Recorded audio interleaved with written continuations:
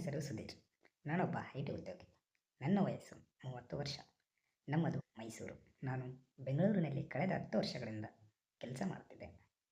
ನನಗೆ ಮದುವೆಯಾಗಿ 3 ವರ್ಷಗಳಾಗಿದೆ. ನನ್ನ ಹೆಂಡತಿ ವನಿತಾ, ಸುಂದರಿ ಅಂತಲೇ ಹೇಳಬಹುದು. ಅಪ್ಪ ಅಮ್ಮ ಹುಡುಕಿಕೊಟ್ಟ ಸುಂದರಿ ನನ್ನ ಹೆಂಡತಿ. ನಮ್ಮಿಬ್ಬರದು ಪ್ರೀತಿಯ ಸಂಸಾರ. 2-3 ವರ್ಷಗಳು ನಾವು ಖುಷಿಯಾಗಿಯೇ ಕಳೆದೆವು.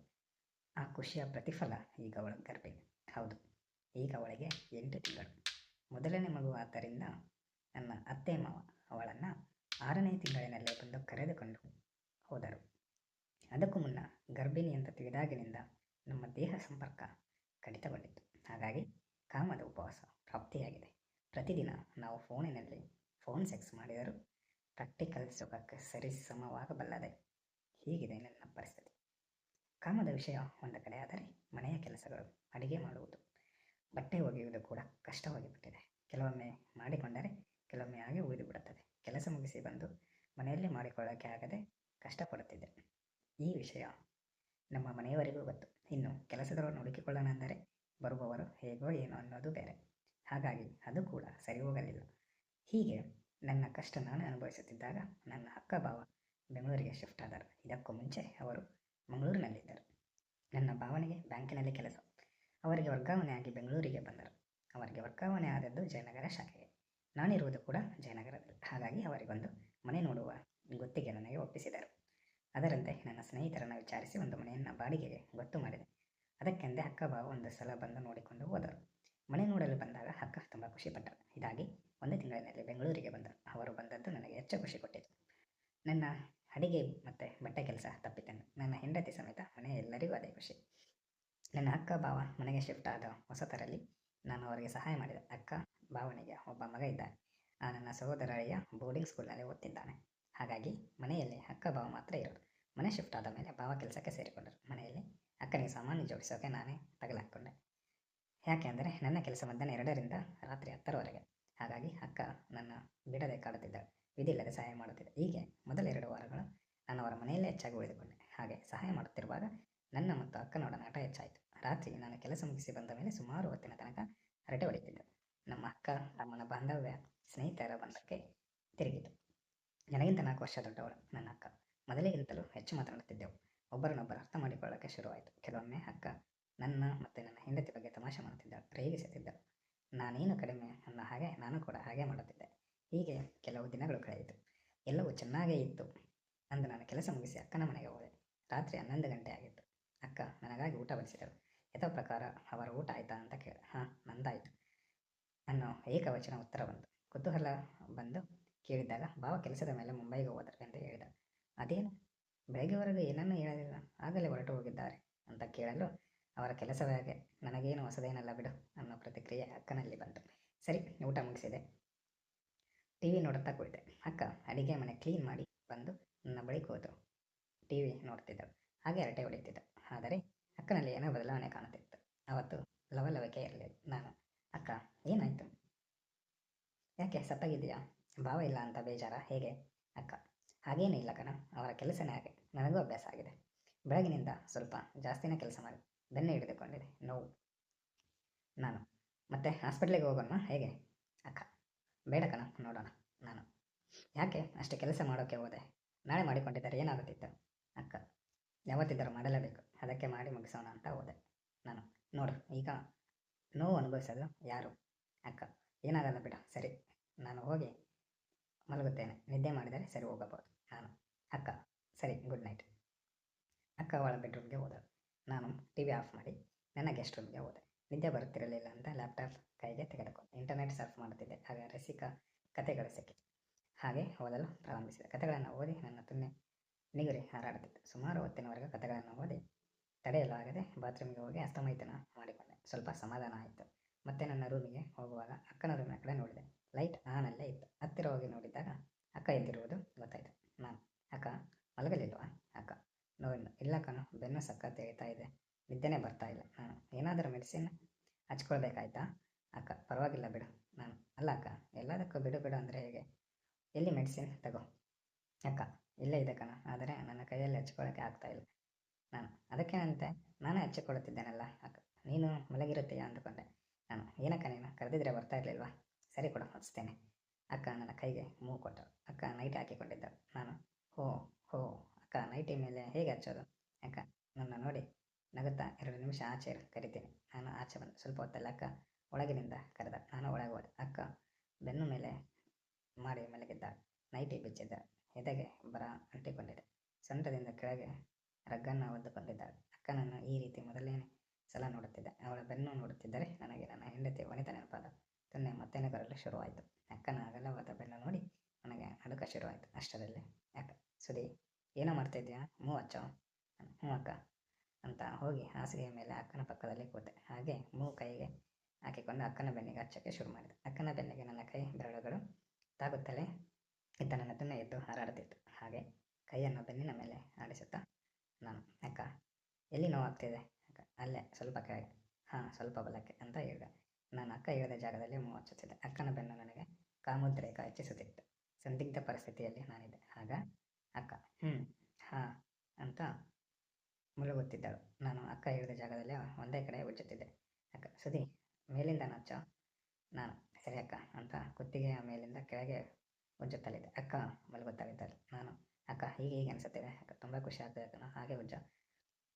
ನಾನು ಅಕ್ಕ ಹೇಳಿದ ಹಾಗೆ ಉಜ್ಜುತ್ತಾ ಇದ್ದಾಗ ನನ್ನ ನಿಯತ್ತ ಹಾಳಾಗುತ್ತಿತ್ತು. ಅಕ್ಕನ ನೋಡಿ ನನ್ನಲ್ಲಿ ಕಾಮ ಉಕ್ಕುತ್ತಿತ್ತು. ನನ್ನ ಅಕ್ಕನ ಹೆಸರು ರಾಧಿಕಾ. ವಯಸ್ಸು 34. ನೋಡೋಕ್ಕೆ ಬೆಳಗಿದ್ದಾಳೆ. ಅವಳ ಸೈಜ್ 34, 30, 36. ಸೆಲ್ಲಿಲಲ್ಲಿ ಧಾರಾವಾಹಿಯ ಮಂಜು ಭಾಷಿಣಿ ಹಾಗೆ ಕಾಣುತ್ತಾಳೆ. ಅಕ್ಕನ ಬ್ರಾಪಟ್ಟಿ ಕೈಗೆ ತಗುಲುತ್ತಿತ್ತು. ಅದರಿಂದ ನನಗೂ ಉಜ್ಜಕ್ಕೆ ಕಷ್ಟ ಆಗುತ್ತಿತ್ತು. ಆಗ ಅಕ್ಕ ಸರಿಯಾಗಿ ಮೇಲಿಂದ ಕೆಳಗೆ ಉಜ್ಜಿಕೊಂಡು ಬರೋ. ನಾನು ಸರಿಯಾಗಿ ಉಜ್ಜಕ್ಕೆ ನಿನ್ನ ಪಟ್ಟೆ ಅಡ್ಡ ಬರ್ತಿದೆ ಅಕ್ಕ. ಅಕ್ಕ ಮತ್ತೆ ಸುಮ್ಮನೆ ಇದೆಯಾ? ಬಿಚ್ಚಿ ಸರಿಯಾಗಿ ಉಜ್ಜ. ಅಕ್ಕನ ಮಾತು ಕೇಳಿ ನನ್ನ ನಿಯತ್ತು ಇನ್ನಷ್ಟು ಕೆಡಲು ಕಾರಣವಾಯಿತು. ನಡುವ ಕೈಗಳಿಂದ ಅಕ್ಕನ ಬ್ರಾಪಟ್ಟಿ ಬೆಚ್ಚಿದೆ. ಅದು ಜಾರಿ ಅಕ್ಕನ ತೋಳುಗಳ ನಡುವೆ ಸಿಕ್ಕಿಕೊಂಡಿತು. ಅಕ್ಕನ ಬೆನ್ನು ಬೆತ್ತಲೆ ಆಗಿತ್ತು. ಅದರ ಮೇಲೆ ನನ್ನ ಕೈಗಳು ರಾಜಾರೋಷವಾಗಿ ಮೇಲೆ ಕೆಳಗೆ ಹರಿದಾಡುತ್ತಿದ್ದವು. ಅಕ್ಕನ ಮೃದು ಚರ್ಮ ನನ್ನನ್ನು ಇನ್ನಷ್ಟು ಉದ್ರೇಕಗೊಳಿಸಿತು. ಅಕ್ಕ ಹಾಗೆ ಕೆಳಗೆ ಸೊಂಟದ ಮೇಲೆ ಹಚ್ಚವು. ನಾನು ಸರಿ ಅಂತ ನನ್ನ ಕೈಗಳನ್ನು ಕೆಳಗಿನವರೆಗೂ ಉಜ್ಜುತ್ತಿದ್ದೆ. ಬೆನ್ನಿನ ಸುತ್ತಮುತ್ತ ಉಜ್ಜುತ್ತಾ ನನ್ನ ಕೈಗಳು ಕೆಲವೊಮ್ಮೆ ಜಾರಿ ಅಕ್ಕನ ಮುಲ್ಲಗಳಿಗೆ ತಾಕುತ್ತಿತ್ತು. ಆದರೆ ಅಕ್ಕ ಏನನ್ನೂ ಹೇಳಲಿಲ್ಲ. ಸೊಂಟದ ಮೇಲೆ ಕೈ ಆಡಿಸುವಾಗ ಒದ್ದಿದ್ದ ರಗ್ಗು ಜಾರಿ ಕೆಳಗೆ ಅಕ್ಕನ ಲಂಗವನ್ನು ಸ್ಪರ್ಶಿಸಿದ್ದವು. ನಾನು ಅಕ್ಕ ಈಗ ಹೇಗಿದೆ? ಅಕ್ಕ ಪರವಾಗಿಲ್ಲ, ನೋವು ಕಡಿಮೆ ಆದಂತಿದೆ ಕಣೋ. ಆದರೆ ನಿನ್ನ ಕೈಗಳು ಚೆನ್ನಾಗಿ ಮಸಾಜ್ ಮಾಡುತ್ತಿದ್ದಾವೆ, ಇನ್ನೂ ಸ್ವಲ್ಪ ಮಾಡು. ನಾನು ಖುಷಿಯಾಗಿ ಅಯ್ಯೋ ಅದಕ್ಕೇನಂತೆ ಅಕ್ಕ, ಮಾಡುತ್ತೇನೆ ಅಂದೆ. ಈಗ ನನ್ನ ಮನಸ್ಸು ಏನಾದರೂ ಮಾಡು ಅನ್ನುವ ಅಪ್ಪನೆ ನೀಡುತ್ತಿತ್ತು. ಹಾಗಾಗಿ ಬೇಕು ಅಂತಲೇ ಸೈಡಿಂದ ಅಕ್ಕನ ಮಲೆಗಳನ್ನು ಸ್ಪರ್ಶಿಸುತ್ತಿದ್ದೆ. ಆಗ ಸೊಂಟದ ಹತ್ತಿರ ಲಂಗವನ್ನು ಬೇಕು ಅಂತಲೇ ಕೆಳಗೆ ನೂಕುತ್ತಿದ್ದೆ. 10 ನಿಮಿಷ ಹೀಗೆ ಮಸಾಜ್ ತೆಗೆದುಕೊಂಡೆ. ಅಕ್ಕ ಕೂಡ ಮುಳುಗುತ್ತಿದ್ದಳು. ನಾನು ಅಕ್ಕ ಕೆಳಗೆ ನಿನ್ನ ಲಂಗ ಅಡ್ಡ ಬರ್ತಿದೆ. ಆಗ ಅಕ್ಕ ನನ್ನ ಕೈಗಳನ್ನು ಕೆಳಗಿಟ್ಟುಕೊಂಡು ಲಂಗದ ಲಾಡಿ ಬಿಚ್ಚಿ ಅಕ್ಕ ಹಾಗೆ ಲಂಗವನ್ನು ಸ್ವಲ್ಪ ಕೆಳಗೆ ಜಾರಿಸು. ನಾನು ಸರಿ ಅಂತ ಲಂಗ ಕೆಳಗೆ ಜಾರಿಸಿದೆ. ಕೆಳಗೆ ಅಕ್ಕ ಚಡ್ಡಿ ಹಾಕಿರಲಿಲ್ಲ. ಹಾಗಾಗಿ ಅಕ್ಕನ ತಿಕ್ಕಗಳ ದರ್ಶನ ಆಯಿತು. ನನ್ನ ಖುಷಿಗೆ ಪಾರವೇ ಇರಲಿಲ್ಲ. ಹಾಗೆ ಒಂದು ಸಲ ತಿಕ್ಕಗಳ ಮೇಲೆ ಮೆಲ್ಲಗೆ ಕೈ ಆಡಿಸಿದೆ. ಅಕ್ಕ ಅಮ್ಮ ಅಂತ ಮುಳುಗಿದಳು. ಅಕ್ಕನ ತಿಕ್ಕಗಳು ದೊಡ್ಡದಾಗಿದ್ದವು, ಹಾಗೆ ತುಂಬ ಮೃದುವಾಗಿದ್ದವು. ಅದನ್ನು ನೋಡಿ ನನಗೆ ತಡೆಯೋಕೆ ಆಗಲಿಲ್ಲ. ಆದರೂ ಇಷ್ಟು ಬೇಗ ಏನೂ ಮಾಡೋ ಹಾಗೆ ಇರಲಿಲ್ಲ. ನಾನು ಮತ್ತೆ ಮೇಲಿಂದ ಕೆಳಗೆ ಕೈ ಆಡಿಸುತ್ತಾ ಬಂದೆ. ನಿಧಾನವಾಗಿ ಮಾಡುತ್ತಿದ್ದೆ. ಅಕ್ಕನ ಉಸಿರು ಜೋರಾಗತೊಡಗಿತು. ಸೈಡಿಂದ ಅಕ್ಕನ ಮಲೆಗಳು ಮುಟ್ಟಿದಾಗಲೂ ಏನೂ ಅನ್ನಲಿಲ್ಲ. ಹಾಗೆ ತಿಕ್ಕಗಳನ್ನು ಸವರಿದಾಗಲೂ ಏನೂ ಮಾತಾಡಲಿಲ್ಲ. ಬದಲಿಗೆ ಅಕ್ಕ ಮುಳುಗಾಟ ಜೋರಾಗುತ್ತಿತ್ತು. ಹಾಗೇ ಉಜ್ಜುತ್ತಾ ತಿಕ್ಕಗಳನ್ನು ಗಟ್ಟಿಯಾಗಿ ಇಸುಗುತ್ತಿದ್ದೆ. ಹಾಗೆ ತೊಡೆ ಮೇಲೆ ಕೈ ಹಾಕಿ ಮಸಾಜ್ ಮಾಡುವ ನೆಪದಲ್ಲಿ ಸವರುತ್ತಿದ್ದೆ. ಹಾಗೆ ಮಾಡಿ ತಿಕ್ಕದ ಸಂದಿಯಲ್ಲಿ ಕೈ ತೋರಿಸಿದ. ಅಕ್ಕ ಒಂದು ಸಲ ಮೈ ನಡುಗಿಸಿದಳು. ನಾನು ಅಕ್ಕ ಏನಾಯಿತು? ಅಕ್ಕ ಮುಳುಗುತ್ತಾ ಏನಿಲ್ಲ, ನಿಧಾನಕ್ಕೆ ಮಾಡು ಅಂದಳು. ಅಕ್ಕನಿಂದ ಗ್ರೀನ್ ಸಿಗ್ನಲ್ ಸಿಕ್ಕಿದೆ ಅಂತ ತಿಳಿಯಿತು. ಹಾಗೆ ಬಗ್ಗಿ ಅಕ್ಕನ ತಿಕ್ಕದ ಮೇಲೆ ಮುತ್ತಿಟ್ಟೆ. ಅಕ್ಕನ ಬಾಯಿಂದ ಅಮ್ಮ ಅಂತ ಸೌಂಡ್ ಬಂತು. ಮತ್ತೆ ಮುತ್ತಿಟ್ಟೆ. ಅಕ್ಕ ಹೇ ಸುದಿ ಏನು ಮಾಡ್ತಾ ಇದೆಯಾ? ನಾನು ಏನೂ ಮಾತನಾಡದೆ ಅಕ್ಕನ ತಿಕ್ಕದ ಜೊತೆ ಆಟ ಆಡುತ್ತಿದ್ದೆ. ಹಾಗೆ ಆಡುತ್ತಾ ನನ್ನ ಕೈಯನ್ನು ತಿಕ್ಕದ ಸಂದಿಯಲ್ಲಿ ತೂರಿಸಿ ಅಕ್ಕನ ತುಲ್ಲಿನ ಬಳಿ ಬೆರಳು ಇಟ್ಟೆ. ಅಕ್ಕ ಒಮ್ಮೆಲೆ ಏದಿಸಿರು ಬಿಟ್ಟಳು. ಅಕ್ಕನ ಮೇಲಿದ್ದ ಬಟ್ಟೆಗಳನ್ನು ತೆಗೆದು ಹಾಕಿದೆ. ಹಾಗೆ ನನ್ನ ಪ್ಯಾಂಟ್ ಕೂಡ ತೆಗೆದೆ. ಅಕ್ಕ ಇನ್ನೂ ಹಾಗೆ ಬೆನ್ನು ಮೇಲೆ ಮಾಡಿ ಮಲಗಿದ್ದಳು. ನಾನು ಅಕ್ಕನ ಮೇಲೆ ಮಲಗಿದೆ. ಹಾಗೆ ಕೈಗಳನ್ನು ಮುಂದೆ ಮಾಡಿ ಕೆಳಗಿದ್ದ ಅಕ್ಕನ ಮಲೆಗಳನ್ನು ಹಿಡಿದು ಇಸಗಿದೆ. ಅಕ್ಕನಿಂದ ಯಾವುದೇ ಪ್ರತಿರೋಧ ಬರಲಿಲ್ಲ. ಆಗ ಅಕ್ಕನ ತಿರುಗಿಸಲು ಮುಂದಾದೆ. ತಿರುಗಿಸಿದೆ. ಅಕ್ಕ ಕಣ್ಣು ಮುಚ್ಚಿದ್ದ. ನಾನು ಹಾಗೆ ಅವಳ ತುಟಿಗೆ ತುಟಿ ಇಟ್ಟು ಮುತ್ತು ಕೊಟ್ಟೆ. ಅಕ್ಕ ಕಣ್ಣು ಬಿಟ್ಟ. ಅಕ್ಕನ ನೋಡುತ್ತಾ ನಾನು ಅಕ್ಕ ನೀನು ತುಂಬ ಸೆಕ್ಸಿ ಆಗಿದ್ದೆ. ಐ ಲವ್ ಯು ಅಕ್ಕ. ಅಕ್ಕ ಅದಕ್ಕೆ ಅಲ್ವಾ ನಿನಗೆ ಕೊಡ್ತಾ ಇರೋದು. ಸುದಿ ಬಾ, ನನಗೆ ಸ್ವರ್ಗಕ್ಕೆ ಕರೆದುಕೊಂಡು ಹೋಗು ಅಂತ ಹೇಳಿ ನನಗೆ ಕಿಸ್ ಮಾಡಿದಳು. ನಾವಿಬ್ಬರು ಗಟ್ಟಿಯಾಗಿ ತಪ್ಪಿ 10 ನಿಮಿಷ ಕಿಸ್ ಮಾಡಿದ. ಹಾಗೆ ಅಕ್ಕನ ದಪ್ಪ ಮಲೆಗಳಿಗೆ ಮಾಲಿಷ್ ಮಾಡುತ್ತಾ ಇಸ್ಕುತ್ತಿದ್ದೆ. ಆಗ ಅಕ್ಕನ ಕೈಗಳು ನನ್ನ ಬೆನ್ನ ಮೇಲೆ ಉಜ್ಜುತ್ತಾ ನನ್ನ ತಿಕ್ಕದ ಮೇಲೆ ಇಟ್ಟು ಅದು ಮುತ್ತಿದ್ದವು. ತಿಕ್ಕವನ್ನು ಅದುಮಿದ ನಂತರ ಅಕ್ಕ ಸೀದಾ ನನ್ನ ತುನ್ನೆಗೆ ಕೈ ಹಾಕಿ ಉಜ್ಜಾಡುತ್ತಿದ್ದಳು.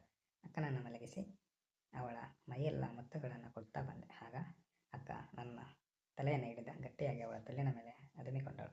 ಅಕ್ಕನ ತುಲ್ಲಿನ ರಸದ ಸುವಾಸನೆ ನನಗೆ ಮೂಗಿಗೆ ಬಡಿಯುತ್ತಿತ್ತು. ಒಮ್ಮೆಲೆ ಕಾಲುಗಳನ್ನು ಅಗಲಿಸಿದ ಅಕ್ಕ ತುಲ್ಲು ನೆಕ್ಕಕ್ಕೆ ಅಂತ ನನ್ನ ತಲೆ ಹಿಡಿದು ಅದುಮಿಕೊಂಡಳು. ತಕ್ಷಣ ನಾನು ನನ್ನ ನಾಲಿಗೆ ಆಚೆ ತೆಗೆದು ಅಕ್ಕನ ತುಲ್ಲಿನ ಮೇಲೆಲ್ಲ ನಕ್ಕಿದೆ. ಅಕ್ಕನ ಮುಳುಗುವಿಕೆ ಜೋರಾಯಿತು. ಮುಳುಗುತ್ತಾ ಜೋರಾಗಿ ಒದ್ದಾಡಿದಳು. ಆಗ ತುಲ್ಲಿನಿಂದ ರಸ ಜೋರಾಗಿ ಸುರಿಯಲಾರಂಭಿಸಿದೆ. ನಾನು ಮುಖವನ್ನು ತುಲ್ಲಿನ ಮೇಲೆ ಉಜ್ಜುತ್ತಾ ನಕ್ಕಿದೆ. ಮೇಲೆ ಎದ್ದ ನಾನು ಮತ್ತೆ ಅಕ್ಕನ ತುಟಿಗೆ ತುಟಿ ಒತ್ತಿ ಕಿಸ್ ಮಾಡಿದೆ. ಆಗ ಅಕ್ಕ ತನ್ನ ಕೈಗಳಿಂದ ನನ್ನ ತುನ್ನೆ ತೊರೆದು ಹಿಡಿದು ಮಸಾಜ್ ಮಾಡುತ್ತಾ ತುನ್ನೆಯನ್ನು ತುಲ್ಲಿನ ಒಳಗೆ ತೂರಿಸಿಕೊಂಡಳು. ನಾನು ಮೆಲ್ಲನೆ ನೂಕಿದೆ. ಮೊದಲೇ ರಸಗಳಿಂದ ತುಂಬಿದ್ದ ತುಲ್ಲಿನಲ್ಲಿ ಬಳಕ್ ಅಂತ ಜಾರಿಕೊಂಡು ಒಳಗೆ ಸೇರಿತು ನನ್ನ ತುನ್ನೆ. ಅಕ್ಕ ನನ್ನನ್ನು ತಬ್ಬಿ ಹಿಡಿದುಕೊಂಡಳು. ಒಂದು ನಿಮಿಷ ಹಾಗೆ ಇದ್ದು ಮತ್ತೆ ಸೊಂಟ ಆಡಿಸಲು ಶುರು ಮಾಡಿದ್ದಾಗ ಅಕ್ಕ ಕೆಳಗಿನಿಂದ ಸೊಂಟ ಎತ್ತಿ ಎತ್ತಿ ಕೊಡುತ್ತಿದ್ದಳು. ನಾನು ಜೋರಾಗಿ ಕೈಯಕ್ಕೆ ಶುರು ಮಾಡಿದೆ. ಅಕ್ಕ ಅಯ್ಯೋ ಅಮ್ಮ ಹಾ ಹಾ ಅಮ್ಮ ಅಂತೆಲ್ಲ ಕೂಗುತ್ತಿದ್ದಳು. ನನ್ನ ಕೈಯನ್ನು ತೆಗೆದು ಅವಳ ಮೊಲೆಗಳ ಮೇಲೆ ಇರಿಸಿಕೊಂಡು ಅದು ಸನ್ನೆ ಮಾಡಿದಳು. ಮೊಲೆಗಳನ್ನು ಇಸ್ಕುತ್ತಾ ಕೇಯುತ್ತಿದ್ದೆ. ಹಾಂ ಸುಧೀರ್, ಜೋರಾಗಿ ಕೇಯೋ, ಇನ್ನೂ ಕೇಯೋ, ನನ್ನನ್ನು ತುಲ್ಲು, ನನ್ನ ಹರಿದು ಹಾಕೋ, ನನ್ನ ಮೈ ಬಿಸಿ ತಣ್ಣಗೆ ಮಾಡು ಸುಧಿ, ನನ್ನ ರಾಜ ಅಂತ ಮುಳುಗಿದಳು. ಅಕ್ಕನ ಈ ಮಾತುಗಳ ಕೇಳಿ ನಾನು ಅಕ್ಕ ನನ್ನ ರಾಣಿ, ಇಷ್ಟು ದಿನ ಯಾಕೆ ಕೊಡಲಿಲ್ಲ ಈ ನಿನ್ನ ತುಲ್ಲನ್ನು? ಇಷ್ಟು ದಿನ ಹೀಗೆ ಇದ್ದೆ ನೀನು, ಈಗ ಸಿಕ್ಕಿರುವ ಈ ನಿನ್ನ ತುಲ್ಲಿನಲ್ಲಿ ಇನ್ನು ಮುಂದೆ ನಾನೇ ಈಜಾಡೋದು ಕಣೆ, ನಿನ್ನ ಮುತ್ತಿನ ರಾಣಿ, ತಗೋ ನನ್ನ ತುನ್ನೆಯ ಏಟು ಅಂತ ಜೋರಾಗಿ ಕೇಯುತ್ತಿದೆ. ಆಗ ನಾವು ಅರ್ಧ ಮುಕ್ಕಾಲು ಗಂಟೆವರೆಗೂ ಬೇರೆ ಬೇರೆ ಸ್ಟೈಲ್ನಲ್ಲಿ ಕೇಯ್ದುಕೊಂಡು ಲೀಕ್ ಮಾಡಿಕೊಂಡು ಬಿಟ್ಟೆವು. ಇಬ್ಬರು ಸುಸ್ತಾಗಿ ಹಾಗೆ ತಬ್ಬಿಕೊಂಡು ಮಲಗಿದ್ದೆವು. ಇದೇ ರೀತಿಯ ಹೆಚ್ಚು ರಸಿಕ ವಿಡಿಯೋಗಳನ್ನು ನೋಡಲು ನಮ್ಮ ಚಾನಲನ್ನು ಸಬ್ಸ್ಕ್ರೈಬ್ ಆಗಿ ಹಾಗೂ ಪಕ್ಕದಲ್ಲಿರೋ ಬೆಲ್ ಬಟನ್ನ ಕ್ಲಿಕ್ ಮಾಡಿ. ಎಚ್ಚರವಾದಾಗ ಬೆಳಗ್ಗೆ 9 ಗಂಟೆ ಆಗಿ. ಪಕ್ಕದಲ್ಲಿ ಅಕ್ಕ ಇರಲಿಲ್ಲ. ನನ್ನ ಮೇಲೆ ಒಂದು ಬಟ್ಟೆನೂ ಇರಲಿಲ್ಲ. ಎದ್ದು ಟವಲ್ ಸುತ್ತಿಕೊಂಡು ಆಚೆ ಬಂದೆ. ಅಕ್ಕ ಅಡುಗೆ ಮನೆಯಲ್ಲಿ ಇದ್ದಳು. ಅಕ್ಕ ಅಂತ ಕರೆದೆ. ಅಕ್ಕ ನನ್ನನ್ನು ನೋಡಿ ಸ್ಮೈಲ್ ಮಾಡಿ ಗುಡ್ ಮಾರ್ನಿಂಗ್ ಹೇಳ್ತಾಳೆ. ಆಗ ನನಗೆ ಧೈರ್ಯ ಬಂತು. ಅಕ್ಕ ನನ್ನ ಬಗ್ಗೆ ತಪ್ಪಾಗಿ ತಿಳಿದುಕೊಂಡಿಲ್ಲ ಅಂತ ಖುಷಿ ಆಯಿತು. ಅಕ್ಕ ಕಾಫಿ ತಂದು ಕೊಟ್ಟಳು. ನಾನು ಅಕ್ಕನ ನೋಡುತ್ತಾ ಕಾಫಿ ಲೋಟ ತೆಗೆದುಕೊಂಡೆ. ಅಕ್ಕ ನಗುತ್ತಾ ನನ್ನನ್ನು ತಬ್ಬಿಕೊಂಡು ಥ್ಯಾಂಕ್ಸ್ ಹೇಳಿದಳು. ಥ್ಯಾಂಕ್ಸ್ ಯಾಕೆ ಅಂತ ಕೇಳಿದೆ. ಇಷ್ಟು ವರ್ಷಕ್ಕೆ ನಿನ್ನೆ ರಾತ್ರಿಯೇ ನನಗೆ ಹೆಚ್ಚು ಸುಖ ಸಿಕ್ಕಿದ್ದು, ಅದು ನಿನ್ನಿಂದ, ಅದಕ್ಕೆ ಅಂದಳು. ಕಾಫಿ ಲೋಟ ಸೈಡಿಗೆ ಇಟ್ಟು ಅಕ್ಕನನ್ನು ಎತ್ತಿಕೊಂಡು ಸೋಫಾದಲ್ಲಿ ಮಲಗಿಸಿ ಅಕ್ಕನನ್ನು ಇಟ್ಟು ಮೇಲಕ್ಕೆ ಎತ್ತಿ ನನ್ನ ತುನ್ನೆ ತೂರಿಸಿಬಿಟ್ಟೆ. ಹಾಗೆ 3 ಸಲ ಕೇಯ್ದು ತುಲ್ಲು ತುಂಬಿಸಿದೆ. ಬೆಳಗ್ಗೆ ಅಕ್ಕನ ತುಲ್ಲಿಗೆ ನನ್ನ ರಸ ತುಂಬಿಸುವ ಭಾಗ್ಯ ನನ್ನದಾಯಿತು. ಹೀಗೆ ಭಾವ ಬರೋವರೆಗೂ ನಾವು ಹೊಸ ಗಂಡ ಹೆಂಡತಿ ಹನಿಮೂನ್ ಮಾಡಿಕೊಳ್ಳುವ ಹಾಗೆ ಕೈದಾಡಿದ್ದೆವು. ಭಾವ ಬಂದ ನಂತರವೂ ನಮ್ಮ ಆಟ ಮುಂದುವರೆದಿತ್ತು. ಭಾವ ಬೆಳಗ್ಗೆ ಕೆಲಸಕ್ಕೆ ಹೋದ ಮೇಲೆ ಮಧ್ಯಾಹ್ನದವರೆಗೂ ಅಕ್ಕನನ್ನು ಕೈದು ಕೆಲಸಕ್ಕೆ ಹೋಗುತ್ತಿದ್ದೆ. ಅಂತೂ ಕದ್ದು ಕೇಯೋದ್ರಲ್ಲಿ ಸಖತ್ ಸುಖ ಇದೆ. ಇಲ್ಲಿಯವರೆಗೂ ಈ ಸ್ಟೋರಿನ ನೀವು ನಮ್ಮ ಚಾನಲ್ನಲ್ಲಿ ನೋಡಿದ್ದೀರಾ ಅಂದರೆ ನಿಮಗೆ ನಮ್ಮ ವಿಡಿಯೋಗಳಲ್ಲಿ ಆಸಕ್ತಿ ಇದೆ ಅಂತ. ಹಾಗಾಗಿ ಇದೇ ಥರ ಹೆಚ್ಚು ಆಸಕ್ತಿದಾಯಕ ಸ್ಟೋರಿಗಳನ್ನು ಕೇಳಲು ಈ ಚಾನಲ್ನ ಸಬ್ಸ್ಕ್ರೈಬ್ ಮಾಡಿ, ಲೈಕ್ ಮಾಡಿ ಹಾಗೂ ನಿಮ್ಮ ಫ್ರೆಂಡ್ಸು ಕೂಡ ಶೇರ್ ಮಾಡಿ. ಧನ್ಯವಾದಗಳು.